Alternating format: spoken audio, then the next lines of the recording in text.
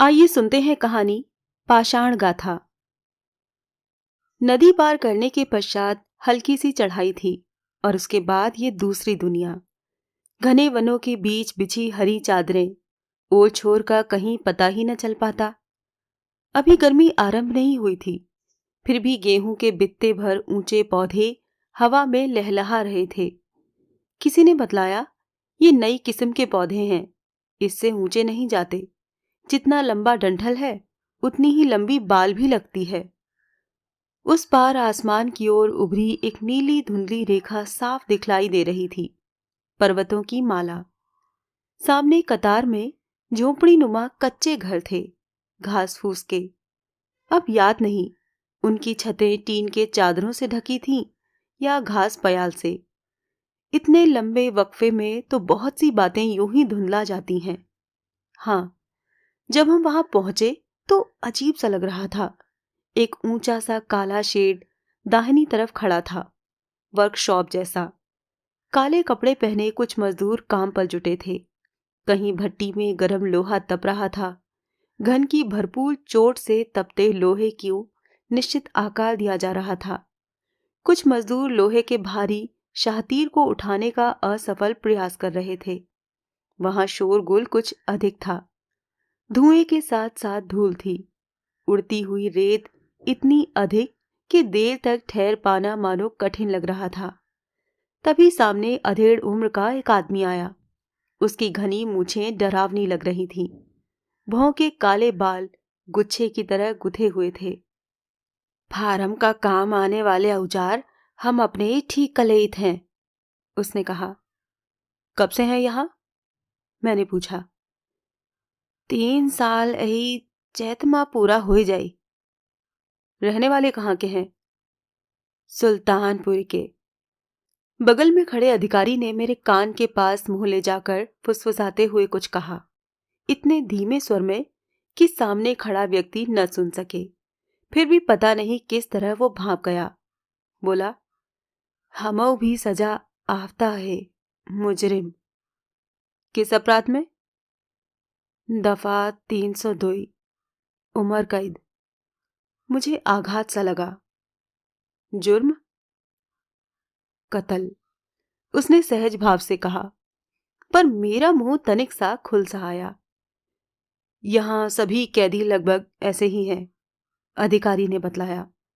अधिकतर दफा 302 के हैं, आजन्म कारावास वाले। आसपास खड़े अन्य व्यक्तियों को भी उन्होंने इशारे से पास बुलाया। हत्या, मारपीट, डकैती। सुबह तड़के जब यहां के लिए रवाना हुए तब कुछ कुछ सर्दी थी, किंतु इस समय दोपहर की धूप कहीं चुभ सी रही थी।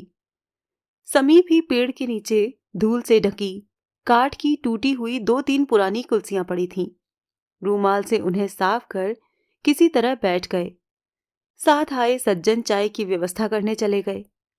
कुछ देर पश्चात पुलिस अधिकारी के पीछे पीछे एक नाटा सा व्यक्ति केतली और लोहे के गिलास थामे लंबे लंबे डग भरता चला आ रहा था। उसकी सामने वाली जेब कुछ उभरी हुई थी। बिस्किट के छोटे पैकेट का ऊपरी भाग साफ दिखलाई दे रहा था। चाय लाने वाला भी कोई कैदी था और बनाने वाला भी। पता नहीं चाय क्यों इतनी बेस्वाद लगी। एक अजीब सी गंध आ रही थी। पानी ही ऐसा होगा, मैंने मान लिया था। इस खुली जेल के बारे में कुछ विशेष जानकारी हासिल करने के लिए मैं यहाँ आया था। इन विकट अपराधियों को इस तरह मुक्त भाव से विचरण करते देख मुझे अजीब सा लग रहा था। एक विचित्र सी दहशत। ये भागते नहीं होंगे? आपस में ही कभी फिर कत्ल? अभी आपको कैदियों के फार्म की ओर भी जाना है। गेहूं की ये फसल इन्हीं कैदियों ने उगाई है। यहाँ पहले बियाबान जंगल था, इन्हीं लोगों ने उसे साफ किया था। खाकी कपड़े पहने एक व्यक्ति पास आकर बोला। कुछ क्षण विश्राम करने के पश्चात हम फिर आगे बढ़े खेतों की तरफ। यहाँ पलती धरती तोड़ी जा रही थी। 2-3 ट्रैक्टर धूं धूं करते हुए ढेर सारी धूल एक साथ उड़ा रहे थे। ट्रैक्टरों के पीछे पीछे कुछ लोग नंगे पांव दौड़ से रहे थे। जो भी पत्थर सामने दिखता उठाकर एक ओर जमा करते चले जाते। जहां ट्रैक्टर चल चुके थे वहां टोलियों में बिखरे लोग घास फूस इकट्ठी करके जला रहे थे। जगह जगह घास की ढेरियों के पास धुआं उठ रहा था। बुआई के लिए खेत यथाशीघ्र समतल हो जाएं, सब इसी प्रयत्न में जुटे दिख रहे थे।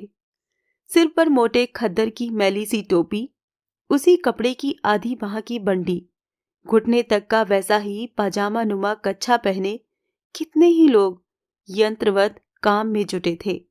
अलग अलग दिशाओं में अनेक टोलियां फैली थीं। घंटों तक पैदल इधर उधर चलने के पश्चात अंत में हम उस सिरे पर पहुंचे जहां कैदी मजदूरों ने अपने ही प्रयत्नों से एक नाले का बहाव रोककर छोटी सी कृत्रिम झील बना ली थी। बीच पानी में कई पेड़ आधे आधे डूबे थे। किनारे की लाल कच्ची मिट्टी अभी तक भी गीली थी, जैसे अभी अभी झील का निर्माण कार्य समाप्त हुआ हो। कुछ और आगे बढ़कर अंधेरे जंगल के सिरे पर पहुंचे तो वहां गीली जमीन पर शेर के पंजों के जैसे निशान दिखलाई दिए। यहीं पर कुछ दिन पहले शेर ने एक कैदी को मार डाला था। पुलिस अधिकारी ने और आगे न बढ़ने के लिए चेतावनी सी देते हुए कहा। जब हम पीछे मुड़ने लगे तो सूरज फिसलता हुआ क्षितिज के समीप पहुंच चुका था। फार्म की सीमा रेखा के निकट एक ऊंचे वृक्ष की शाखाओं पर हवा में झूलती हुई एक झोपड़ी सी अटकी थी, इतनी छोटी कि एक व्यक्ति पांव फैलाकर सो भी न पाए। ये किस लिए? रात में पहरेदारी के लिए ये मचान बना रखा है कि कहीं कोई कैदी निकल न भागे। पहरेदारी कौन करता है? इन्हीं कैदियों में से। तभी सामने से गुजरते कैदी को आवाज लगाई तो वो सहमता हुआ खड़ा हो गया। आजकल यही पहरेदारी कर रहा है। सारी रात इस जंगल में अकेले बैठे डर नहीं लगता? वो बोला कुछ नहीं, बस यूं ही देखता रहा। कभी घर जाने को मन नहीं करता? उसने मात्र सिर हिला दिया। अब कितने बरस बाकी हैं?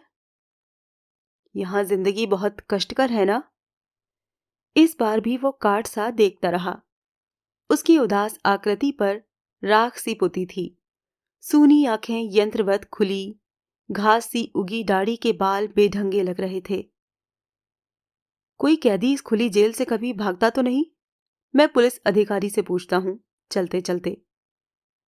ऐसे वाकये कम ही होते हैं। सूरज ढलने के साथ साथ सभी कैदी मजदूर डेरे की दिशा में लौट रहे थे, थके हारे से।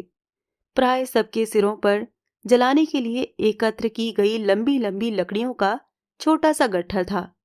सब बेजान से लग रहे थे, मशीन की तरह।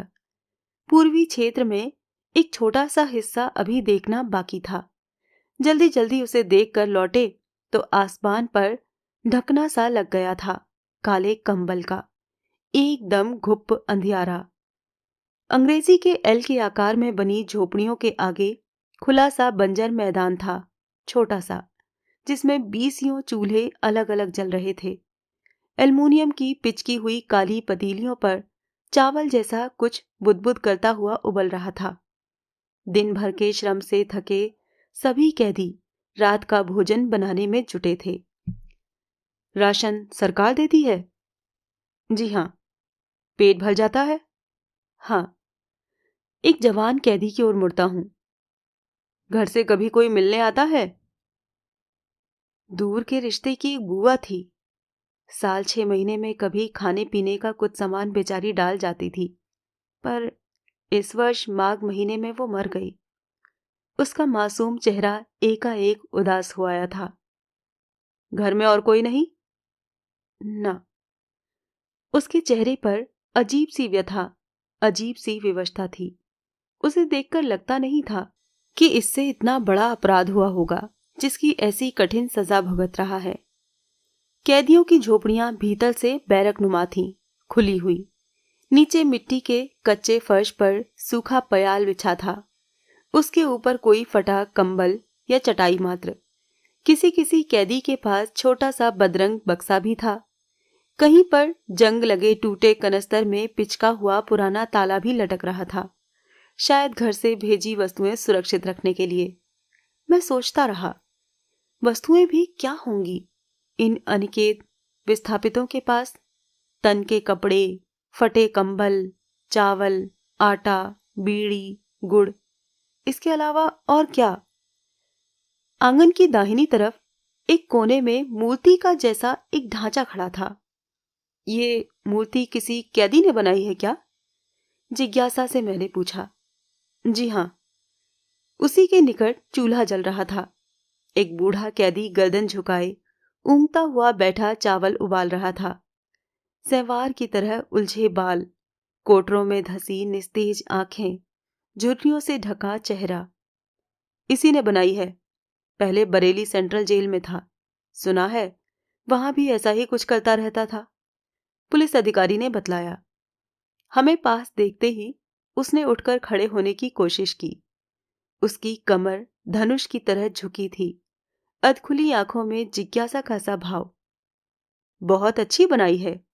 मूर्ति को मैंने हाथ से छूकर देखा परखा। वो संकोच में और छोटा हो आया।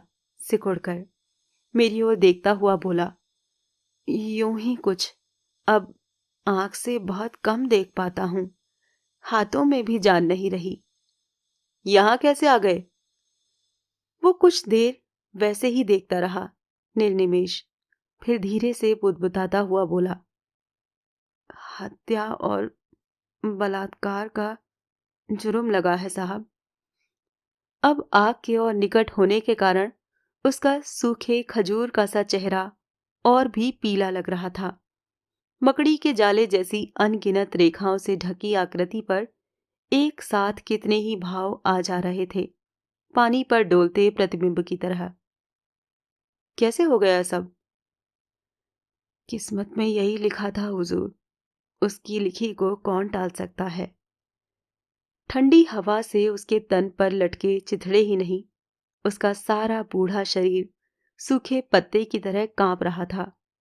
अपनी कोहनियों के बगल में दोनों नंगे हाथों को सर्दी से बचाने के लिए छिपाने का असफल प्रयास कर रहा था।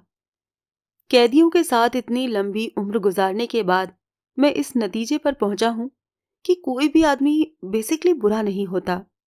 आवेश के किसी क्षण में कभी कभी कुछ का कुछ हो जाता है। पुलिस अधिकारी ने दार्शनिक अंदाज में कहा। हम लोग थोड़ी देर यूं ही खड़े रहे। एक एक पल भारी लग रहा था, एकदम बोझिल। चूल्हे की धुंधली आग के उजाले में मूर्ति का ढांचा अब और भी साफ दिख रहा था। भारी मन से हम लौटने लगे। अभी कुछ ही कदम अंधेरे में रास्ता टटोलते हुए आगे बढ़े तो पीछे से किसी के आने की आहट हुई।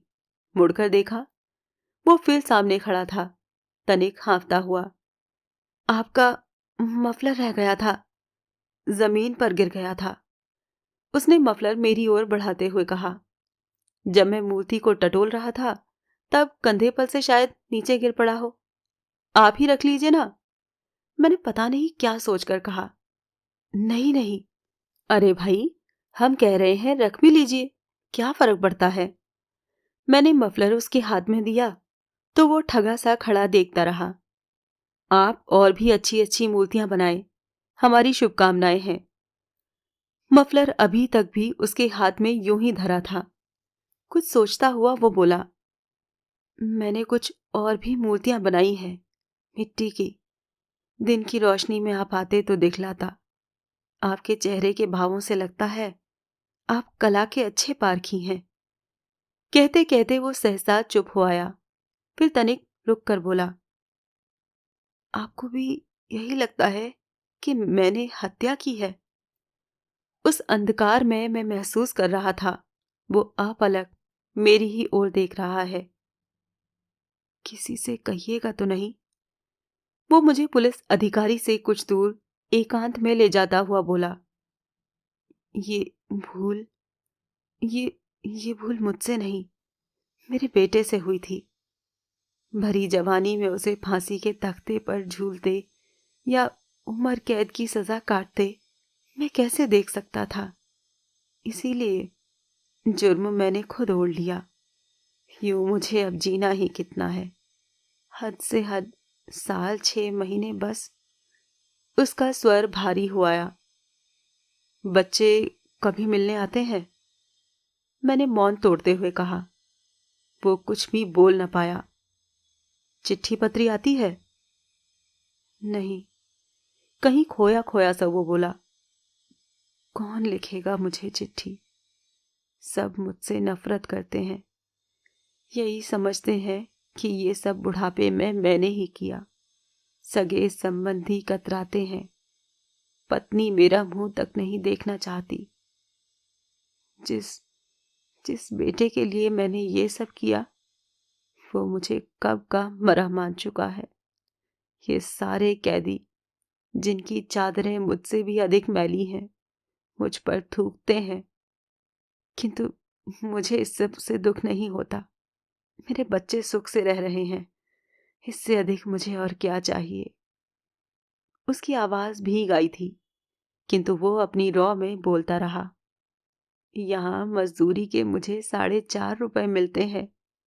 अब तक मेरे खाते में जितने भी रुपए जमा है, सब मैंने उनके नाम करवा दिए हैं। मेरे मरने के बाद उन्हें अच्छी रकम मिल जाएगी, बहुत अच्छी। उसकी लड़खड़ाती आवाज में कहीं अपरिमित संतोष का सा भाव उभर रहा था। इससे अधिक वो कुछ बोल न पाया। उस सघन अंधकार में धूल उड़ाती हुई हमारी जीप जब लौटने लगी, तब मैंने सहसा मुड़कर देखा। वो वैसा ही पाषाणवत खड़ा था। अभी आपने सुनी हिमांशु जोशी की लिखी कहानी पाषाण गाथा।